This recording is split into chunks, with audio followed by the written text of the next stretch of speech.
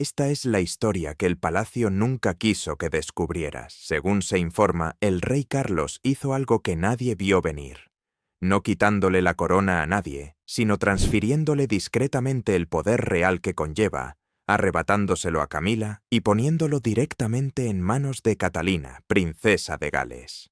Y la forma en que supuestamente se desarrolló esto es mucho más deliberada y calculada de lo que cualquiera de las declaraciones diplomáticas del palacio jamás admitiría. Pero el detalle que realmente te deja perplejo es este.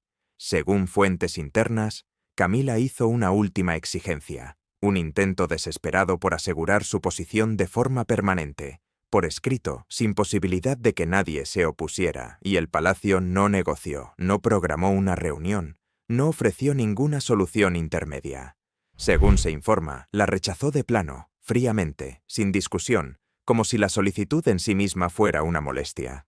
Así no es como un marido trata a su esposa, así es como una institución trata a un empleado cuyo contrato se está reescribiendo discretamente. Y una vez que se sigue el rastro hacia atrás, año tras año, decisión tras decisión, esto deja de parecer una traición repentina y comienza a parecer un plan a cámara lenta que se ha estado desarrollando a plena vista mientras el mundo entero estaba distraído con dramas reales más ruidosos y caóticos. Antes de desentrañar cada capa de esto, si eres nuevo en Crown Watch, tómate un segundo y suscríbete, porque este es precisamente el tipo de análisis profundo que los titulares sensacionalistas nunca te ofrecen, y no querrás perderte lo que viene a continuación. Ahora bien, para entender por qué el palacio se encuentra, según se informa, en tal silenciosa agitación en este momento, no puedes empezar en 2025. Tienes que remontarte a una promesa hecha en 2005. Una promesa que todos los involucrados parecen estar notablemente ansiosos por olvidar, porque aquí está la incómoda verdad enterrada en la letra pequeña de la historia de la realeza. Se suponía que Camila nunca sería reina. Esto no es una teoría conspirativa inventada en algún rincón marginal de Internet. Era la postura oficial y pública de la monarquía británica, anunciada abiertamente, precisamente porque la institución temía a su propio pueblo. Recordemos cómo fue realmente aquel momento. Carlos y Camila se casaron en una ceremonia civil que, para los estándares reales, resultó casi dolorosamente modesta. Sin gran procesión, sin carroza dorada, y lo más revelador de todo, la propia reina Isabel no asistió a la ceremonia civil. Léanlo de nuevo. La monarca reinante se saltó la boda de su propio hijo. Independientemente de las explicaciones oficiales ofrecidas en aquel momento, la imagen pública lo decía todo. Esta unión fue tolerada, no celebrada. Si la razón de ese escalofrío se palpaba en cada hogar británico, el público no había perdonado a Camila. En los años posteriores a la muerte de Diana, Camila era posiblemente la mujer más impopular del país, marcada para siempre en el imaginario colectivo como la tercera persona en un matrimonio que terminó en tragedia. Las encuestas de la época pintaban un panorama desolador, y el palacio lo sabía. Así que llegaron a un acuerdo con el público, un acuerdo diseñado para apaciguar los ánimos lo suficiente como para permitir la boda. El anuncio oficial afirmaba que, cuando Carlos ascendiera al trono, Camila sería conocida como princesa consorte, no como reina. Ni reina consorte, sino princesa consorte. Esta distinción no era una mera formalidad, sino la clave. Era una concesión pública, un reconocimiento de que el país solo aceptaría a Camila en la familia si ella nunca reclamaba el título que, en la opinión pública, aún pertenecía a la memoria de Diana. La monarquía no actuaba con humildad, sino con estrategia, pues comprendía algo que sigue vigente hoy en día. El recuerdo de Diana gozaba de mayor popularidad que Carlos y Camila juntos, e intentar imponer a una reina Camila a un público en duelo habría sido un suicidio institucional, pero las promesas hechas tras los muros del palacio cuando la opinión pública está en juego tienen una vida útil muy corta. Años después, la reina Isabel emitió un comunicado expresando su sincero deseo de que Camila fuera conocida como reina consorte cuando llegara el momento. Y ese comunicado le dio al palacio la cobertura que necesitaba. Luego, en septiembre de 2022, la reina falleció. Carlos ascendió al trono y Camila ascendió junto a él como reina consorte. Y finalmente, simplemente, como reina Camilla. El acuerdo original de princesa consorte, el trato que se había ofrecido al público como una promesa firmada, fue descartado con tanta suavidad y discreción que el palacio actuó como si nunca hubiera existido, como si todos hubieran malinterpretado la situación en 2005. Pero la gente no había malinterpretado, recordaban. Y para muchos observadores, toda la maniobra parecía un engaño de manual, gestado durante 17 años. Tras décadas de ser vista como la villana de la historia de Diana, Camila consiguió la corona de todos modos, y la lección parecía ser que si uno simplemente resiste la ira pública, la monarquía acabará reescribiendo sus propias reglas para mantener la compostura. Sin embargo, aquí es donde la historia da un giro verdaderamente extraño, porque conseguir la corona y conseguir el poder resultaron ser dos cosas completamente distintas. Según personas que afirman conocer el funcionamiento interno del palacio, la posición de Camilla se construyó sobre hielo extremadamente delgado desde el primer día del reinado. El título era real. Las tiaras eran reales.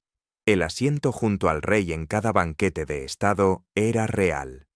Pero la maquinaria real de la monarquía, las decisiones que determinan su futuro, supuestamente fluían a su alrededor en lugar de a través de ella. Fuentes internas han afirmado que su oficina quedaba sistemáticamente fuera de los círculos más importantes. La planificación de la sucesión a largo plazo, el futuro estratégico de la institución, la cuestión de qué causas defendería la monarquía y qué rostros representarían su mensaje. Estas decisiones, según se dice, no llegaban a su escritorio. Según una crítica particularmente mordaz, le dieron los diamantes, pero nunca las llaves. La institución parecía perfectamente satisfecha con dejarla lucir la corona en las ceremonias, siempre y cuando se mantuviera alejada del mando. Y si ese arreglo les parece insostenible, si les suena a ese tipo de desequilibrio que inevitablemente provoca una confrontación, entonces ya intuyen hacia dónde se dirige esta historia. Porque alguien más estaba a punto de entrar en escena, y no iba a hacer mucho ruido. Ahora bien, la relación entre Camila y Catherine siempre se ha presentado al público como un vínculo cálido y solidario entre dos generaciones de mujeres de la realeza. Las fotografías, sin duda, contaban esa historia.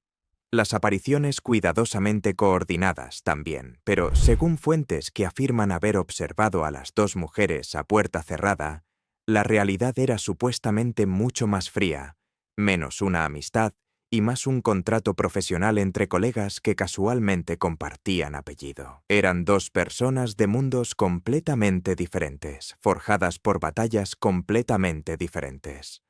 Camila pasó décadas luchando por ser aceptada en medio de una tormenta de hostilidad pública.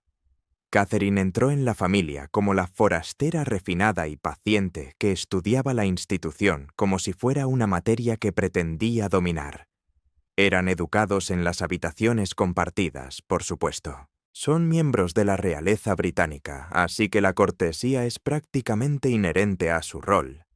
Pero quienes los observaron afirman que la calidez que mostraban tenía la autenticidad de un programa de telerrealidad guionizado, dos artistas experimentados que se colocaban en sus posiciones para las cámaras y se retiraban a rincones separados en cuanto dejaban de disparar.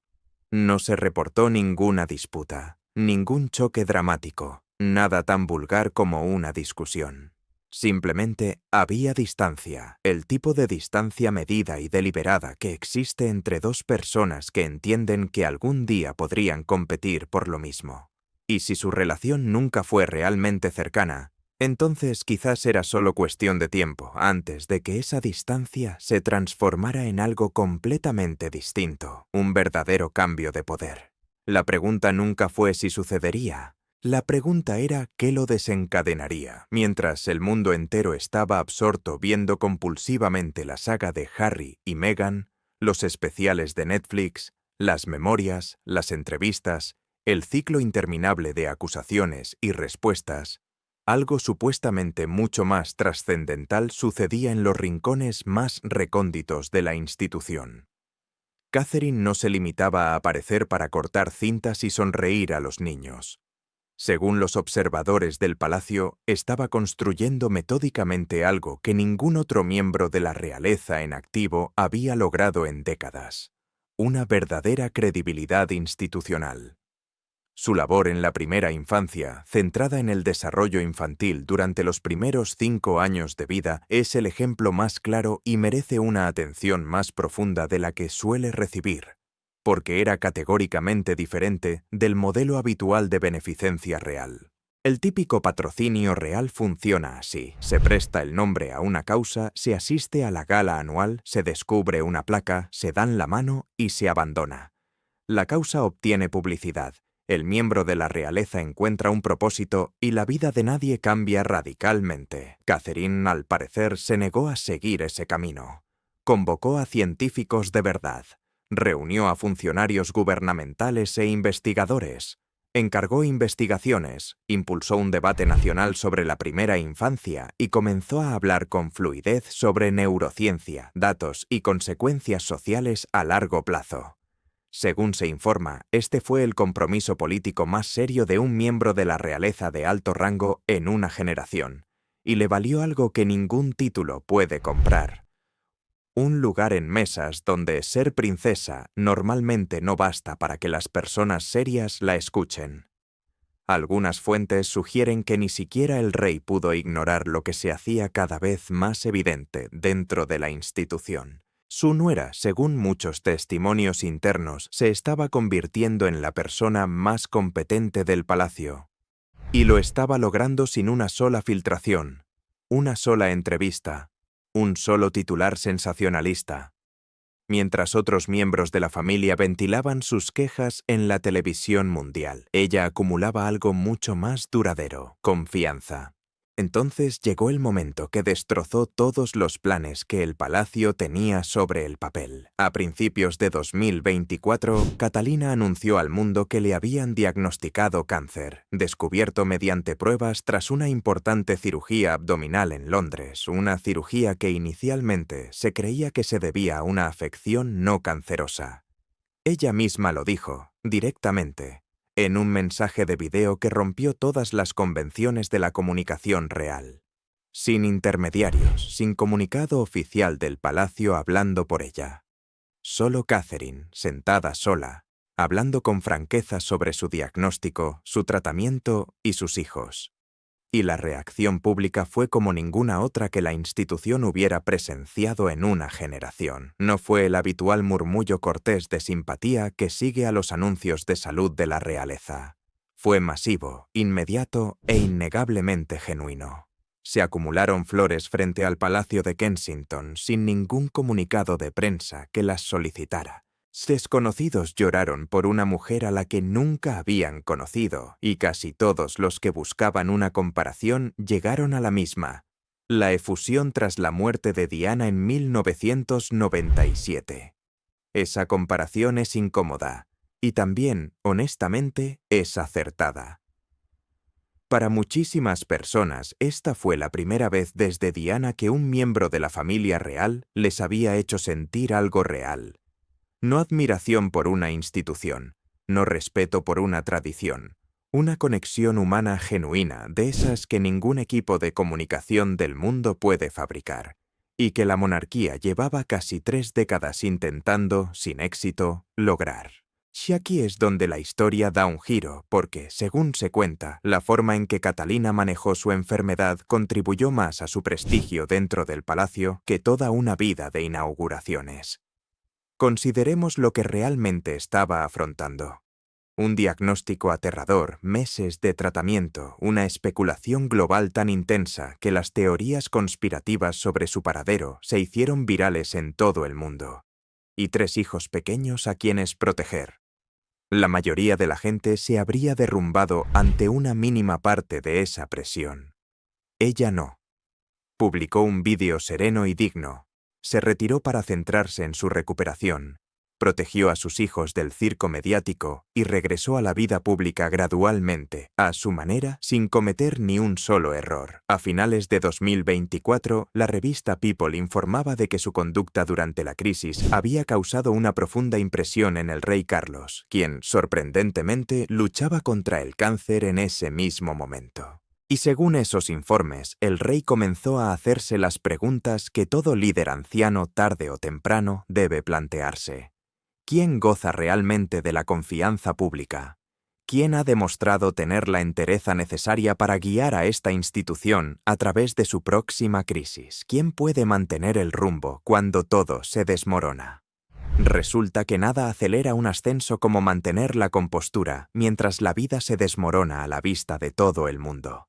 Y según fuentes internas, la respuesta a las preguntas del rey se estaba volviendo imposible de ignorar, e imposible de aceptar para una persona en particular.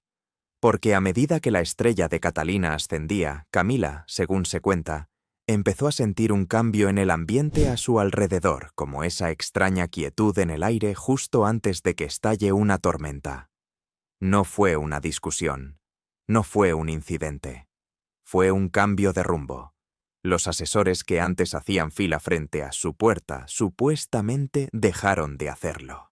Las preguntas que antes llegaban a su escritorio empezaron a llegar al de otra persona y el palacio mismo ya se movía silenciosamente en una dirección que no la tenía a ella como centro. Para la primavera de 2025, lo que habían sido rumores se convirtieron en titulares. Los principales medios de comunicación comenzaron a informar sobre una profunda reorganización interna, y su naturaleza era inconfundible. Supuestamente, el rey Carlos estaba transfiriendo una importante responsabilidad institucional de la oficina de Camila a la de Catalina. Y seamos claros sobre lo que esto significa, porque es fácil restarle importancia y considerarlo un simple ajuste de agenda. No se trataba de unas cuantas visitas benéficas adicionales ni de un calendario reequilibrado. Según estos informes, se trataba de una redistribución deliberada del poder institucional, el tipo de reestructuración que en cualquier corporación se reconocería al instante por lo que es, una degradación para un ejecutivo y un ascenso para otro. Los corresponsales de la realeza que han dedicado toda su carrera a descifrar el comportamiento del palacio consideraron alarmante este patrón precisamente porque no parecía temporal. No parecía una simple cobertura mediática mientras alguien se tomaba un descanso. Parecía estructural, parecía permanente. El rey estaba reorganizando los puestos de liderazgo de la institución. Y la silla de Camila, supuestamente, se alejaba cada vez más de la mesa principal con el paso de los meses. Según esos informes, el recorte más cruel de toda la reorganización afectó a los patrocinios. Ahora bien, si uno está fuera del círculo real, es fácil subestimar lo que realmente significan los patrocinios, así que permítanme explicarlo. En el mundo de la realeza, los patrocinios no son pasatiempos, no son líneas en una biografía, son la esencia misma del trabajo. Más allá de saludar desde los balcones, los patrocinios son el único producto laboral tangible que tiene un miembro de la realeza de alto rango. Mantener un patrocinio importante es como tener acciones en el negocio familiar, y construir uno a lo largo de décadas es el equivalente real a construir una carrera. Y varios de los más importantes, incluyendo, según se informa, instituciones relacionadas con las artes, la literatura y la salud, causas que Camila había defendido, cultivado y a las que había vinculado su nombre y reputación durante años, fueron supuestamente transferidos a Catherine. Reflexionemos sobre esto un momento. No se trataba de responsabilidades secundarias acumulando polvo. Eran los proyectos que Camila había utilizado para reconstruir su imagen pública ladrillo a ladrillo. Las causas por las que se presentaba cuando su presencia era la única moneda de cambio que tenía. Perderlos no fue un simple cambio de calendario. Para los observadores, parecía una aniquilación de su identidad profesional. ejecutada con la discreta eficiencia que el palacio reserva para sus operaciones más delicadas. La institución había borrado de facto su carrera y le había entregado la contraseña a su nuera, supuestamente sin ceremonia ni reconocimiento alguno. Pero los patrocinios, por dolorosa que haya sido esa transferencia, probablemente no fueron el cambio más significativo. El segundo cambio fue más sutil y mucho más revelador, y tenía que ver con el acceso. Es importante entender cómo funciona normalmente el sistema. Una princesa de Gales, por muy popular y capaz que sea, se relaciona con los círculos de asesores de alto nivel del soberano a través de canales formales cuidadosamente controlados. Ese es el protocolo. Ese es el cortafuegos entre el reinado actual y el siguiente. La casa del heredero y la del monarca se mantienen deliberadamente separadas, y la futura reina espera su turno. Sin embargo, según algunas fuentes, ese cortafuegos se estaba derrumbando silenciosamente. Al parecer, Catalina estaba siendo incluida en conversaciones que tradicionalmente habrían sido exclusivas de Carlos y Camila. Discusiones estratégicas sobre el rumbo y la supervivencia de la propia institución. Según se dice, el círculo de asesores del rey se expandía en una sola dirección, hacia Catalina y por extensión hacia Guillermo. Y todo observador experimentado del palacio comprendía perfectamente lo que eso implicaba. Al parecer, el rey ya no consideraba a su nuera como un activo futuro a desarrollar, sino como un activo presente cuya presencia era indispensable en ese mismo instante. Naturalmente, nada de esto fue reconocido oficialmente. El Palacio de Buckingham no anuncia cambios internos de poder, no celebra ruedas de prensa para explicar la redistribución de influencia como si se tratara de una presentación de resultados corporativos. El palacio se comunica en un lenguaje más tradicional, el de la acción institucional, de los hechos, no de las palabras. Y lo que estaba sucediendo, la acumulación constante de funciones transferidas y el mayor acceso, contaba una historia que a los veteranos corresponsales de la realeza les resultaba cada vez más difícil descartar como mera coincidencia. Y Camila lo observaba todo. Según algunas fuentes, no estaba sentada tranquilamente con una taza de té, mientras su oficina se vaciaba a su alrededor. Bajo la apariencia serena y digna que había perfeccionado durante décadas a través de tormentas de hostilidad pública, supuestamente se estaba gestando algo. Se avecinaba una respuesta. Y cuando llegara, sería, según se dice, la decisión más trascendental que había tomado desde el día en que se casó con la familia real en Windsor. Este es el momento en que, supuestamente, se le cayó la máscara. Según Angela Levin, la veterana biógrafa real que ha cubierto al rey durante años y afirma tener fuentes dentro del palacio, Camila finalmente actuó. Y no lo hizo con timidez. Al parecer, exigió una garantía por escrito. Que el peso de esa exigencia recayera sobre ella. No una conversación tranquilizadora durante la cena. No una promesa privada de su marido. Una garantía formal, escrita y vinculante de que su rango, sus responsabilidades restantes y su estatus permanecerían intactos, protegidos del ascenso de Catalina, protegidos de la cambiante opinión pública, protegidos de cualquier decisión que la institución tomara en el futuro. Era en esencia el equivalente real a exigir la renegociación de un contrato en medio de una crisis empresarial, cuando la familia ya estaba al límite por 2 batallas contra el cáncer y el implacable escrutinio público. Según fuentes internas, lo describió como un ultimátum envuelto en un lenguaje cortés, que es simplemente la forma palaciega de decir que acorraló al rey y lo llamó una petición. Quería que su posición quedara codificada, fijada en el reglamento, fuera del alcance de reorganizaciones discretas y reinterpretaciones convenientes. Después de todo, ella había visto cómo una promesa hecha al público en 2005 se modificaba cuando las circunstancias cambiaban. Entendía mejor que nadie lo efímera que puede ser una promesa real no escrita, así que esta vez supuestamente la quería por escrito. La respuesta que recibió fue no un no tibio, no un no negociado. Según estos relatos, fue un rechazo rotundo, institucional y profesional. No hubo una discusión acalorada que resonara por los pasillos del palacio, ni una confrontación dramática que el personal pudiera fingir no haber escuchado. Simplemente hubo una negativa fría y procedimental, el equivalente burocrático de una puerta que se cierra. El razonamiento atribuido al equipo del rey es, a su manera, el detalle más revelador de toda esta saga. Supuestamente argumentaron que la monarquía debe seguir siendo flexible, que una garantía escrita ataría las manos de la institución precisamente en el momento en que necesita libertad de acción.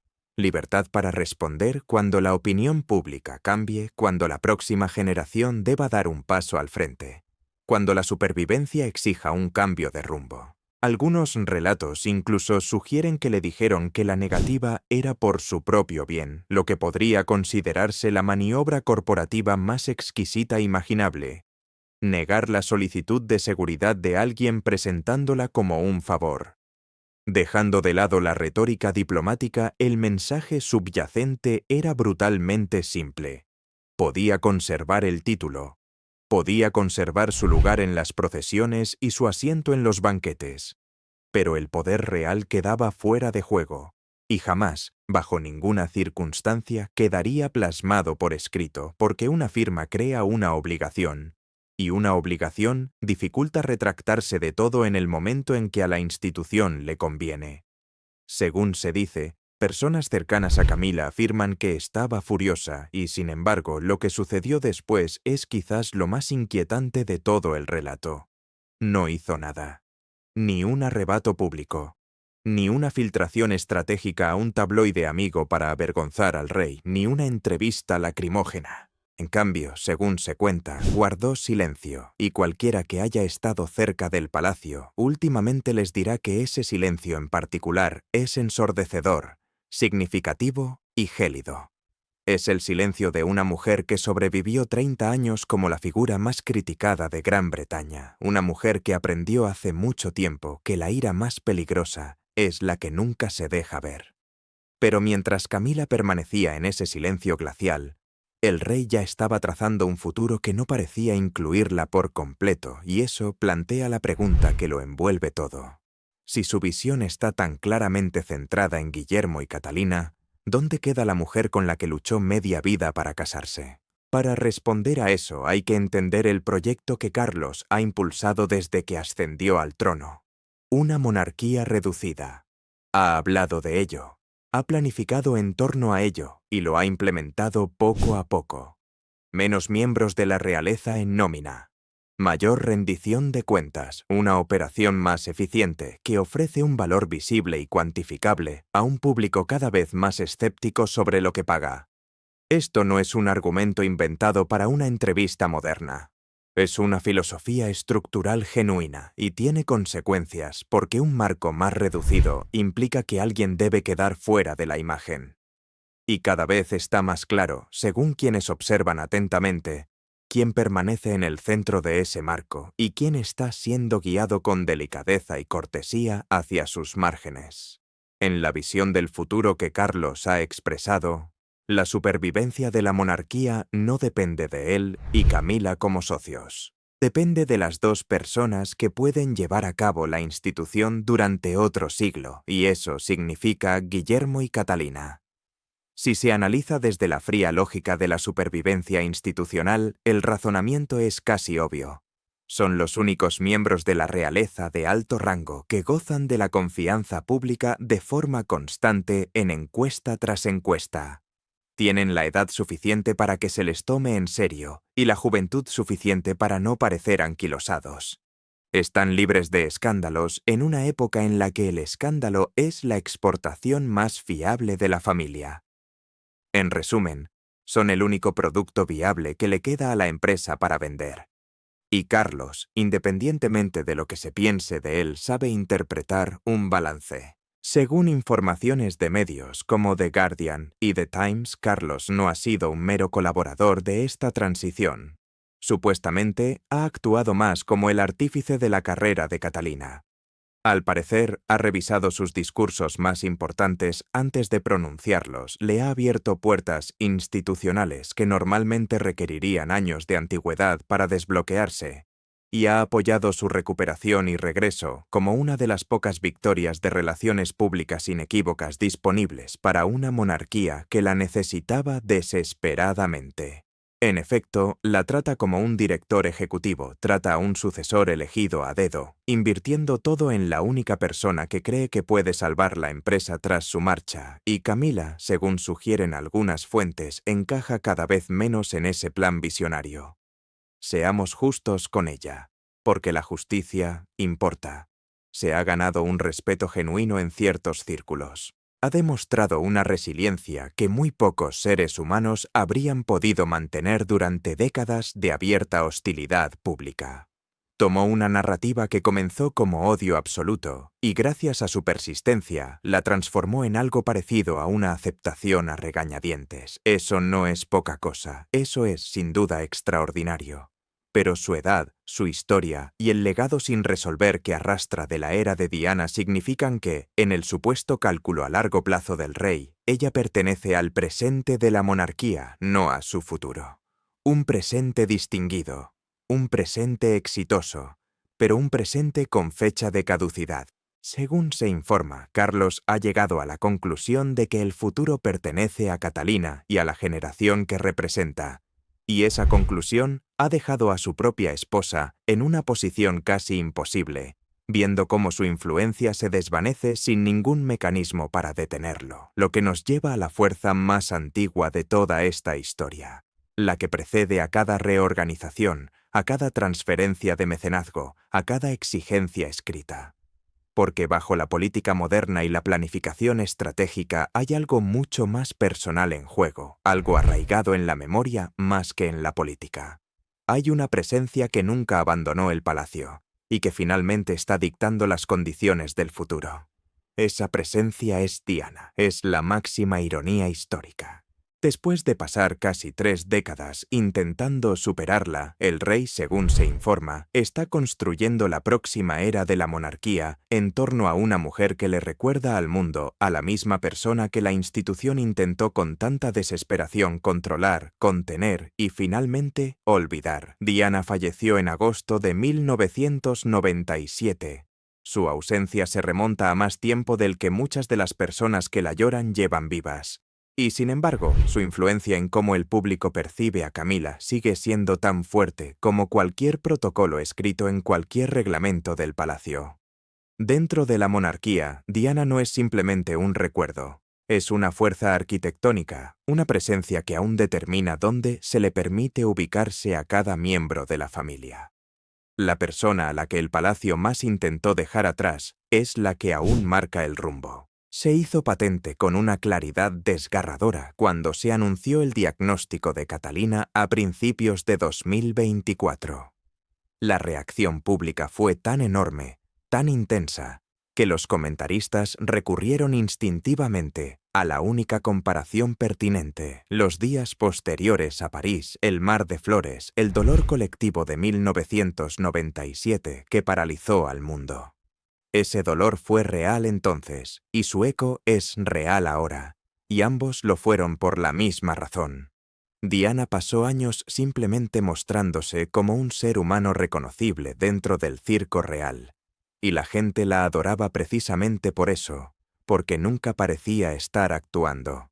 Y ahora el público se enfrentaba a la mortalidad de la única miembro de la realeza moderna que genera ese mismo afecto instintivo, y todos los sentimientos reprimidos de aquella época resurgieron de golpe.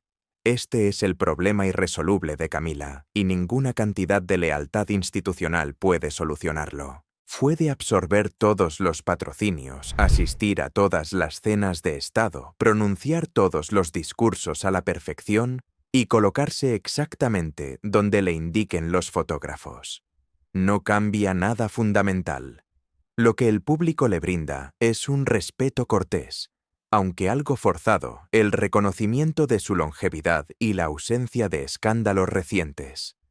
Lo que el público le brinda a Catalina es algo completamente distinto.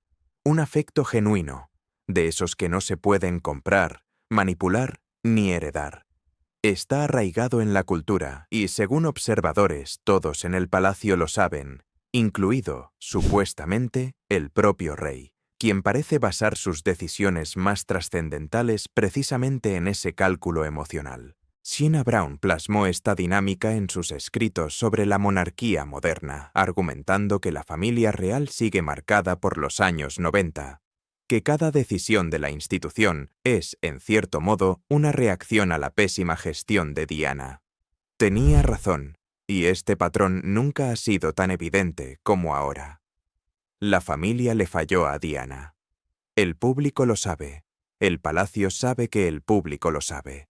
Y esa deuda tácita ha ido creciendo durante casi 30 años.